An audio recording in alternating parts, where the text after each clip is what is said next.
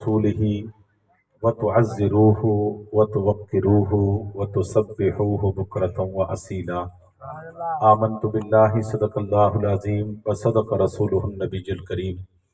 वाजिबुल एहतराम मुअज़्ज़ज़ मोहतशम मेहमानान गिरामी, सादात कराम, उलमाए किराम, सनाखान मुस्तफ़ा, सदर महफ़िल, नकीब महफ़िल और आज की इस बरकत अज़ीम शान ज़िक्र मुस्तफ़ा मिलाद मुस्तफ़ा सल्लल्लाहु अलैहि वालैहि वसल्लम की महफ़िल में बैठने वाले आका अलैहिस्सलातु वस्सलाम के प्यारे गुलामों, अल्लाह रब्बुल इज़्ज़त की ज़ात अक़दस का बेहिसाब फ़ज़ल और एहसान है कि जिस रब्ब करीम ने आज की रात चंद लम्हे अपने हबीब के ज़िक्र में बैठने का मौका इनायत फरमाया। दुआ है कि अल्लाह रब्बुल इज़्ज़त आज की इस बरकत महफ़िल का सदका हम सब को बिलउमूम और आज के मेज़बानों को बिलखुसूस अपने करम, अपने फ़ज़ल, अपने रहमतों की खैरात अता फरमाए। सामीन अकराम, आप देख रहे हैं कि शासक किबला जलवागर हैं, उनकी सदारत है और मैं मशकूर हूँ मुजाहिद अहले सुन्नत उस्ताजुल कुर्रा ज़ीनतुल कुर्रा मुजव्विदुल अज़ हज़रत अल्लामा अल हाफ़िज़ अल कारी गुलाम यासीन नक्शबंदी दामद बरकतुहुल आलिया का और इस टाउन के तमाम जितने भी हज़रात रिहाइश पज़ीर हैं उनका, जिन्होंने अपने रिज़्क़ के हलाल में से चंद पैसे खर्च करके हुजूर के ज़िक्र का माहौल फराहम किया। हमें अल्लाह उन्हें अपने करम, अपने फ़ज़ल की खैरात अता फरमाए। अल्लाह ताला कारी साहब किबला की इस टाउन की जो मजहबी और हमारी दीनी सरपरस्ती है फरमा रहे हैं, अल्लाह इनकी सरपरस्ती को कबूल फरमाए। तो अजीज़ान मोहतरम, आप मेरे साथ हमारी बहावलपुर की नहीं पूरे पंजाब पाकिस्तान की एक मशहूर आवाज़ हज़रत हाफिज़ मोहम्मद आकिब कादरी साहब, तो ये हमारे साथी भी हैं। अल्लाह ताला इनकी आवाज़ में बरकत अता फरमाए, क्योंकि मैंने चौक बाज़ार में एक बयान करना है 10:30 बजे, तो इंशाअल्लाह मैं 10:30 बजे तक यहाँ हूँ। उसके बाद इंशाअल्लाह हाफिज़ आकिब साहब अपनी सुरीली और मुख्तलिफ अंदाज में सरकार दो आलम सल्लल्लाहु अलैहि वसल्लम की मदाह सराई फरमाएंगे। तो आपने तशरीफ़ रखना है कि एक सिर्फ मैसेज है, वो पैगाम है मिलाद का आप तक पहुँचाना है। अल्लाह रब्बुल इज़्ज़त ने अपने महबूब सल्लल्लाहु अलैहि वसल्लम को जितनी शानें और मकाम अता फरमाए हैं, मोहब्बत उस वक्त तक नहीं होती जब तक उसके मकाम का पता नहीं चलता। हमेशा हम महफिल क्यों करते हैं, महफिल का मकसद क्या है कि हमने हुजूर से मोहब्बत करनी है, वो फ़र्ज़ है। मोहब्बत में इजाफा तब होगा जब हुजूर के मकाम का पता चलेगा। आपके साथ कोई हम कलाम हो, बेतकल्लुफ़ के साथ आप कलाम कर रहे हैं, कोई हिजाब नहीं है, कोई लिहाज नहीं है, आप उसके साथ बातें कर रहे हैं, तो आपको अचानक कोई कान में कह दे कि जिससे आप हम कलाम हैं ये आपके बहावलपुर का कमिश्नर है, आपको मकाम का पता चल जाए अचानक, तो बताएं कि आपके लहजे में तब्दीली आएगी या नहीं आएगी, एहतराम में तब्दीली आएगी या नहीं आएगी, अदब में तब्दीली आएगी या नहीं आएगी। बल्कि आप माजरत करें कि हुजूर मुझे पता नहीं था जनाब आपके मकाम का, आपके ओहदे का, मुझसे तो ऐसी बेतकल्लुफ़ी में बातें हो गई हैं, वो आप माइंड न कीजिएगा। तो कब उसका एहतराम बढ़ा, जब उसके मकाम का पता चला। हमेशा जब तक आपको मकाम मुस्तफ़ा का पता नहीं चलेगा, वो कमा हक को हम मोहब्बत का हक अदा नहीं कर सकेंगे।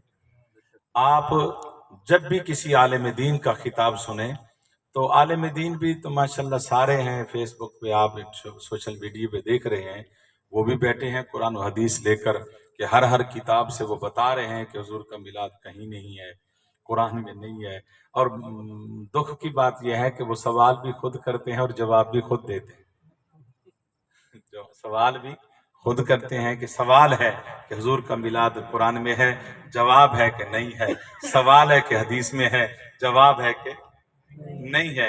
यानी ये सवाल हो जाए और जवाब भी खुद दे रहे हैं, तो मजा तो तब होता, सवाल वो करते जवाब हमसे लेते। गैरों से सुना तुमने, गैरों से कहा तुमने, अरे कभी हमसे कहा होता, हमसे सुना होता। हुजूर का मिलाद پہلی بات تو یہ ہے، یہ میرا موضوع نہیں ہے، ایک بات یاد رکھ لیں، محبت کے لیے کسی دلیل کی ضرورت ہے ہی نہیں۔ ہم محبت سے کرتے ہیں۔ آپ بیٹے کی سالگرہ کرتے ہیں، آپ جاتے ہیں کبھی مولوی صاحب کے پاس، جی بیٹے کی سالگرہ کر رہا ہوں، کوئی دلیل ہے قرآن مجید میں؟ نہیں گیا کوئی آج تک۔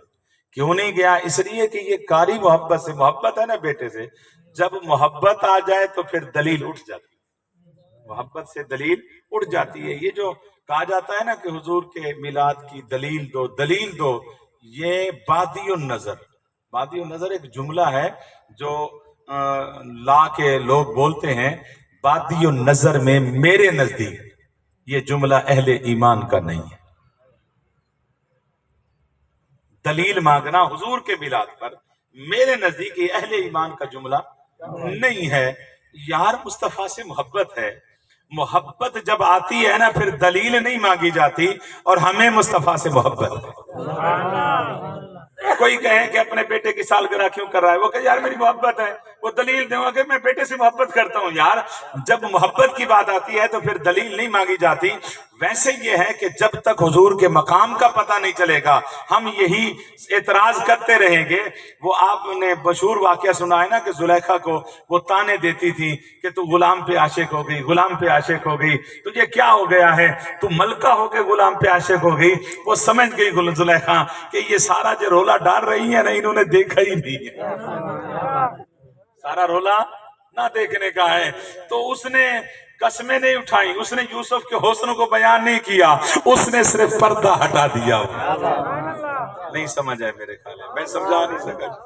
چلو ٹھیک ہے، جس حال میں بھی بیٹھے ہیں میں اسی آگری اس نے کوئی دلائل نہیں دی ہے زلیخا نے کہ اس کا یہ حسن ہے، وہ یہ ہے، فلاں ہے، ٹھیر ہے۔ اس نے کہا اس کو دلائل دو، یہ دلیل جو اعتراض کر رہی ہیں یہ دلیل نہیں مانے۔ اعتراض کرنے والا کسی دلیل کو نہیں مانتا، یاد رکھیں میری۔ اگر اعتراض اس نے کر دیا ہے نا، اگر اس کے دل میں دلیل کی قدر ہوتی نا وہ اعتراض ہی نہ کرتا۔ اعتراض کرنے والا کبھی دلیل کو، زلیخا سمجھتی تھی کہ یہ نہیں مانے گی، جتنا میں اس کا حسن بیان کروں یہ نہیں مانے گی۔ بس اس نے دیکھا کہ میں تھوڑا سا پردہ نہ ہٹا دوں، یوسف علیہ السلام کے پاس جا کے نا کہ ہاں یوسف بس ایک احسان کر دے، یہ مجھے تانے دے دینا کہ مار دے گی، اب ایک جھلک ان کو دکھا دے۔ دعوت دی، سب کو بلا لیا، تو آپ نے نا انہوں نے کھانا شروع کر دیا، سیب رکھ دے، چھریاں رکھ دی۔ جب زلیخا نے دیکھا نا انہوں نے سیبوں کو اٹھا لیا ہے، چھریاں بھی اٹھا لی ہیں، انہوں نے سیب کاٹنا شروع کر دیا، اعلان کیا کہ ارے دیکھو ذرا یوسف آ گیا ہے۔ ادھر دیکھا یوسف نبی کو وقتان آئے دیا، قرآن کہتا ہے، میں نہیں کہتا، قرآن کہتا ہے ہاتھ کٹ گئے، انگلیاں گر گئیں، وقتان آئے دیا ہننا، جو رولا ڈال رہی تھی نا غلام غلام غلام، اب وہ کیا کہتی ہے، قرآن کیا کہتا ہے، ما ھذا بشرا، یہ تو بشر ہی نہیں ہے، یہ تو ان ھذا الا ملک کریم، وہ انسان بھی نہیں معلوم۔ جب تک رولا تھا تو غلام غلام تھا، جب نظر آ گیا تو بابا پھر رولے بھی ختم ہو گئے، اور وہ پچھلے جو کہتی تھی تانے وہ بھی ختم، کہہ جائے یہ فرشتہ ہے۔ کیوں رولا تب تک رہتا ہے جب تک پردہ ہے، جب پردے اٹھ جاتے ہیں تو رولے بند ہو جاتے ہیں۔ جہاں بھی آپ کو رولا نظر آئے، جھگڑا نظر آئے، نہیں ہے جی، نہیں ہے، سمجھ دینا کہ پردے آ چکے ہیں۔ جہاں پردے نہیں ہوتے وہاں جھگڑے نہیں ہوتے، جہاں پردے نہیں ہوتے وہاں جھگڑا ہمیشہ کے لیے زلیخا نے بند کر دیا۔ یہی وجہ ہے کہ ہم اس قابل نہیں ہیں کہ ہم پردے اٹھا سکیں۔ ہم اس قابل ہوتے نا، اللہ کی ہماری آنکھیں اس قابل ہوتی، ہمارا ایمان اس قابل ہوتا کہ ہم پردے اٹھا کے آپ کو دکھا سکتے، ہم تو اس قابل بھی نہیں ہیں یار، اتنی بھی اختیار ہمارے پاس نہیں ہے کہ ہم اپنا دل کھول کے اپنے دل کے ورق پر تجھے محمد لکھا ہوا دکھا سکتے۔ ہم تو مجبور ہیں، ہم اپنا دل بھی تمہیں نہیں دکھا سکتے.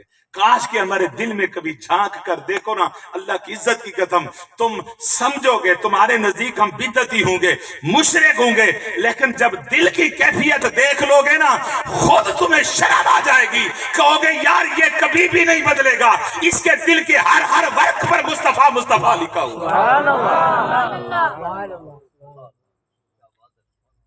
اللہ نے نا اپنے جو آیت کریمہ پڑھی ہے سورہ فتح کی آیت ہے, مشہور آیت ہے. اللہ نے اپنے محبوب صلی اللہ علیہ وسلم کو جو شانیں دی ہیں نا, اللہ نے اپنی عزت اپنی عبادت کو اپنے محبوب کی عزت سے مؤخر فرمایا, اپنے محبوب کی عزت کو مقدم رکھا, اپنے محبوب کی. آپ قرآن و حدیث کا جائزہ لیں, صحابہ کرام کی زندگی کا جائزہ لیں, صحابہ کرام کے عمل کا جائزہ لیں. جہاں اللہ کی عبادت اور مصطفیٰ کی عزت آمنے سامنے ٹکرا گئی ہے کہ ادھر ایک ہی ادا ہو سکتی ہے, یا عبادت ادا ہو سکتی ہے یا عزت مصطفیٰ بچ سکتی ہے, وہاں اللہ نے علماء صحابہ کرام کو حکم دے دیا, فرمایا کہ عزت کو بچا لو, میری عبادت کو قضا کر دو. اب قرآن اٹھا کر دیکھیں, حضرت عثمان غنی کو حضور نے بھیج دیا نا اپنا سفیر بنا کر, جاؤ ذرا سفارت کرو, ان سے کہو کہ ہمیں عمرہ کرنے دو, اور عمرہ کرنے کے بعد ہم چلے جائیں گے, ہم لڑائی نہیں کرنے آئے. اور جب حضرت عثمان غنی گئے نا, انہوں نے اجازت نہ دی تو عثمان غنی رونے لگے. انہوں نے کہا عثمان تمہارا بھتیجا ہے, کیونکہ حضرت عثمان کے وہ رشتہ دار بھی تھے. محبت اپنی جگہ پہ ہوتی ہے, خون اپنی جگہ ہوتا ہے, خون کی تاثیر یہ تھی. انہوں نے کہا عثمان رو نا, تیرے نبی کو اجازت نہیں دیتے, تمہیں اجازت دیتے ہیں, تو کر لے یار عمرہ, تمہارا بھتیجا ہے, تیرا رونا ہمیں برداشت نہیں ہے, تو عمرہ کر سکتا ہے, تو احرام کھول سکتا ہے, صفا مروہ دوڑ, تو سارے احکام اپنے عمرے کے ادا کر, تو کھول دے اپنا احرام عمرہ کر کے. حضرت عثمان غنی نے فرمایا ارے تم نے کیا سمجھا, یار کے بغیر میں عمرہ کر لوں گا؟ میں عمرہ بعد میں کرنے آتا ہوں, پہلے یار کی عزت کی خاطر. کیا میں عمرہ کر لوں گا؟ انہوں نے کہا نہیں کرے گا. فرمایا خدا کی عزت کی قسم مجھے ایک دن نہیں 1000 سال بھی یہاں رکھو, مصطفیٰ کے بغیر میں کعبے کا عمرہ نہیں کر سکتا. حضور کے بغیر. یار علماء کرام بیٹھے ہیں, آپ پوچھیں حضرت صاحب سے, آپ ایک شریعت میں محسر لکھا ہوا ہے کہ آپ گئے ہیں عمرہ کرنے کے لیے, یا حج کا احرام باندھا یا عمرے کا احرام باندھا, آپ کو روک دیا گیا, یعنی آپ کو کوئی ایک کاغذات کی وجہ سے یا کوئی کاغذات کی خرابی کی وجہ سے آپ نہیں جا سکے. احرام تو آپ نے ملتان سے بھی باندھ لیا, پاکستان سے باندھ کر گئے تھے. جو احرام باندھا ہے اور وہ ادا کرنا آپ پر اب واجب ہو چکا ہے. عمرے کا احرام باندھا ہے, عمرہ واجب ہو چکا ہے. حج کا احرام باندھا ہے, حج واجب ہو چکا ہے. اگر نہیں کر سکے تو آپ پر قضا لازم ہے, آپ اس کی قضا کریں. اس کو کہتے ہیں محسر. اگر آپ کو نہیں جانے دیا, آپ محسر ہیں, روک دیے گئے ہیں, واپس آ جائیں, جو ہی موقع ملے اس کو قضا کریں. لیکن اگر کوئی گئے عمرہ, سامنے کعبہ کھلا ہوا ہو, احرام بندھا ہوا ہو, رکاوٹ بھی کوئی نہ ہو, وہ تو محسر ہی نہیں ہے, کوئی رکاوٹ نہیں ہے. کافر کہہ رہے ہیں عثمان سامنے کعبہ کھڑا ہے, جا طواف کر. عثمان رکا ہوا ہے, کہتا ہے میں عمرہ کیا کروں گا, اب یار کوئی اجازت نہیں ہے, اب عزت مصطفیٰ کا معاملہ ہے. جب تک حضور عمرہ نہیں کریں گے, عثمان عمرہ نہیں کرے گا. ادھر عاشق تڑپ رہا ہے. اب اگلی بات سنیں, ادھر صحابہ نے نا حضور کی بارگاہ میں عرض کیا, حضور عثمان کتنا خوش نصیب ہے, اس کے رشتہ دار ہیں, اب وہ داخل بھی ہو گیا ہوگا, طواف مکمل ہو چکا ہوگا, عمرے کا احرام بھی کھول چکا ہوگا, وہ تو عمرہ ادا کر چکا ہوگا, کتنا خوش نصیب ہے. حضور نے فرمایا صحابہ خبردار, میرا عثمان ہے مجھے پتا ہے. فرمایا میرا دل کہتا ہے عثمان میرے بغیر کعبے کا طواف نہیں کرے گا. تکبیر, نعرہ رسالت, نعرہ خلافت, علماء اہل سنت. عثمان میرے بغیر طواف کعبے کا نہیں کرے گا. ادھر عاشق تڑپ رہا ہے تو ادھر محبوب بھی تڑپ رہا ہے. فرمایا عثمان میرے بغیر, میرا عثمان ہے. تو آج جس کو وضو کرنے کا پتہ نہیں ہے وہ مقام مصطفیٰ پہ بحث کر رہا ہے. نماز کا طریقہ نہیں ہے, مقام مصطفیٰ کا بحث کرنا. بھئی وہ سیدی صاحب ہم نے پی ایچ ڈی کی ہے, ایم فل کیا ہے, پی ایچ ڈی ماسٹر ڈگریاں کی ہیں, ہم اندھے توڑے آنکھیں بند کر کے جاہلوں کی طرح آپ کے پیچھے لگ جائیں. ہمیں عقل ہے, ہمیں اسٹڈی ہے, ہم نے مطالعہ کیا ہے. جب تک ہمارا علم ہماری عقل نہیں مانے گی, ہم آپ کی بات نہیں مانیں گے. ارے پی ایچ ڈی اگر شعور دیتی تھی نا، آج آپ کے انڈیا کے ملک میں پی ایچ ڈی ہو کر کبھی گائے کا پیشاب نہ پیتے۔ اللہ اکبر، اللہ اکبر، اللہ اکبر۔ کس پی ایچ ڈی کی بات کرتا ہے یار؟ پی ایچ ڈی ڈاکٹر ہیں، بڑے بڑے پڑھے لکھے ہیں، اور گائے کا پیشاب کوئی مجبوری سمجھ کے نہیں پی رہے، دوا سمجھ کے نہیں پی رہے، برکت سمجھ کے پی رہے ہیں۔ ادھر ایک ان پڑھ ہے، نماز کا صحیح طریقے سے پتہ نہیں ہے، کپڑے پہ پیشاب کا قطرہ لگ جائے، جب تک دھوئے گا نہیں اس کو سکون نہیں آئے گا۔ بابا پی ایچ ڈی سے مقام مصطفیٰ سمجھ نہیں آتا، مصطفیٰ کی نوکری سے حضور کا مقام سمجھ آتا ہے۔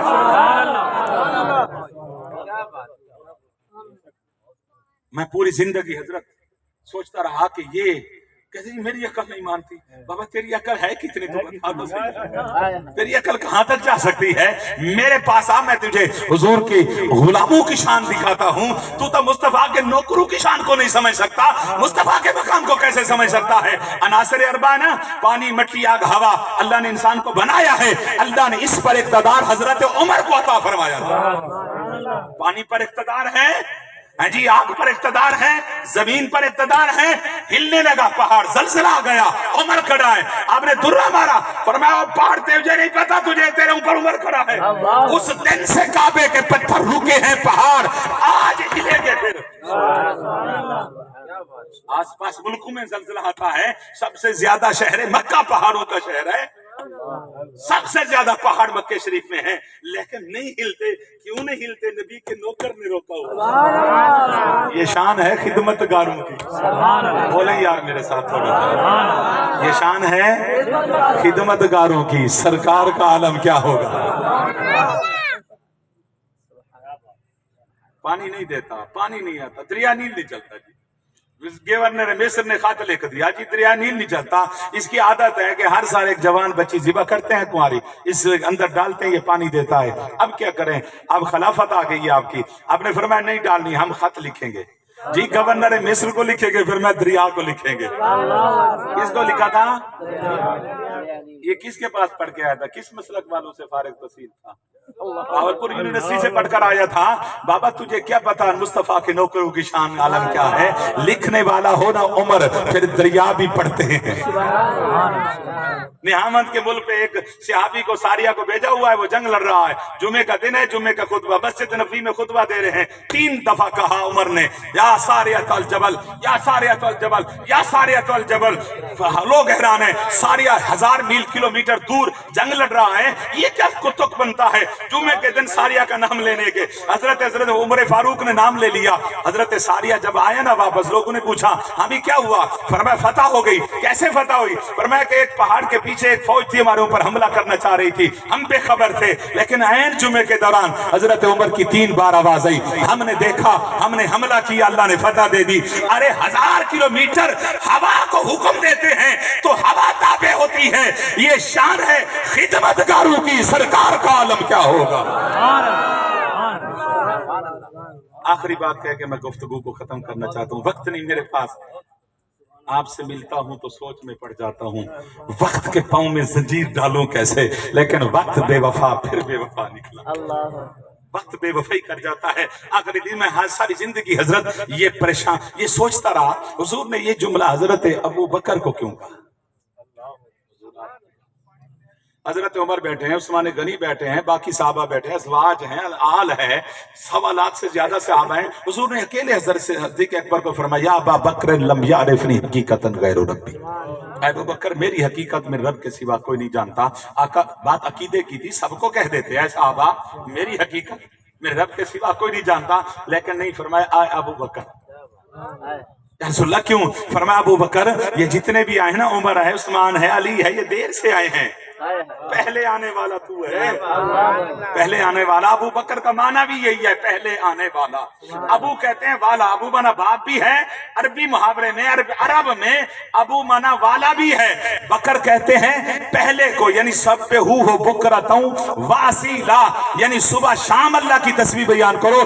بکر کہتے ہیں صبح کو، صبح پہلے آتی ہے، شام بعد میں آتی ہے، یعنی پہلے آنے والا ابو بکر صدیق۔ پہلے آنے والا، فرمایا تو پہلے آنے والا ہے، ابو بکر تو پہلے آیا ہے، عثمان بعد میں آیا، عمر بعد میں آیا، علی دیر سے پیدا ہوا۔ علی کا بچپن میں نے دیکھا، میرا بچپن علی نے نہیں دیکھا۔ اگر اس کائنات انسانی میں کسی نے میرا بچپن دیکھا ہے ابو بکر وہ تو ہے، کسی نے جوانی دیکھی ہے وہ تو ہے۔ اعلان نبوت سے ساری زندگی پہلے وہ بھی تو ساتھ رہا، اعلان نبوت کے بعد بھی تو ساتھ رہا، غار میں بھی ساتھ رہا اور آج تک مزار میں بھی ساتھ رہا۔